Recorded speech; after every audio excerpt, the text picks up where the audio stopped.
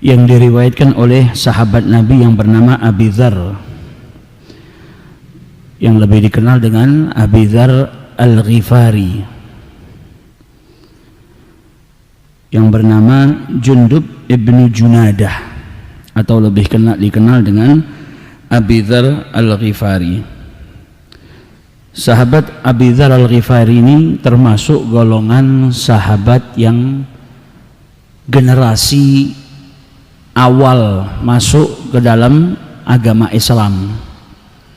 Sebagaimana diriwayatkan, beliau bertempat tinggal di sebuah desa yang bernama Ghifar, dan saat itu Abi Dzar Al-Ghifari mendengar tentang kabar kerasulan Nabi besar Muhammad sallallahu alaihi wasallam. Di dalam kitab Jawahirul Lu'lu'iyah disebutkan, kemudian beliau memerintahkan adiknya yang bernama Anis untuk pergi ke Mekah dan melihat atau mencari tahu lebih banyak tentang kabar yang ia dengar, yaitu seseorang yang mengaku menjadi utusan Allah Subhanahu wa ta'ala. Maka adik daripada Abi Dzar Al-Ghifari yang bernama Anis ini pergi ke Mekah mencari tahu tentang kabar kerasulan, dan kemudian kembali ke Ghifar dan mengabarkan kepada kakaknya atau saudaranya yang bernama Jundub ibnu Junadah, yang lebih dikenal dengan Abi Dzar Al-Ghifari. Maka kemudian Abi Dzar bertanya kepada Anis, bagaimana kaumnya? Maka diceritakan kaumnya mendustakan Nabi Muhammad, dia dianggap berdusta.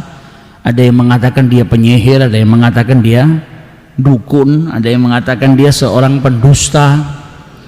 Maka ketika mendengar hal tersebut, Abi Dzar Al-Ghifari kemudian berkata, sesungguhnya dia adalah yang benar dan kaumnya lah yang berdusta atau tidak mau beriman kepada ajaran Nabi Muhammad.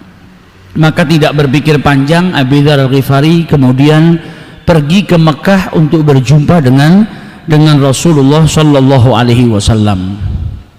Sampai di Mekah, ketika dia bertanya, justru dia malah dipukuli oleh orang Mekah. Sampai akhirnya diriwayatkan beliau tinggal selama beberapa waktu di Mekah dan tidak punya makanan kecuali air Zam-Zam, sehingga pada suatu malam dia diperjumpakan oleh Rasulullah sallallahu alaihi wasallam, dan bahkan beliau pun mengucapkan assalamu alayka ya Rasulullah, sehingga diriwayatkan orang yang pertama kali mengucapkan tahiyat dengan tahiyatul Islam yaitu Abi Dzar Al-Ghifari. Maka ditanya oleh Rasulullah, siapa dirimu? Dijawab, min Ghifar, saya adalah seseorang yang berasal dari Ghifar. Maka kemudian dia masuk Islam, bersaksi tiada Tuhan selain Allah, Nabi Muhammad adalah utusan Allah, dan dia diperintahkan oleh Rasulullah untuk kembali ke desanya. Waktu dia sempat dihajar sama orang-orang Mekah, maka ada yang mengingatkan, hei, ini yang kalian hajar ini orang Ghifar, dan kalian kalau mau pergi ke Syam berdagang pasti melewati desa Ghifar ini. Jangan sampai kalian hajar orang ini, nanti akhirnya penduduk Ghifar nggak ada yang terima kepada kalian, akhirnya kalian susah kalau mau pergi ke Syam. Akhirnya dilepaskan.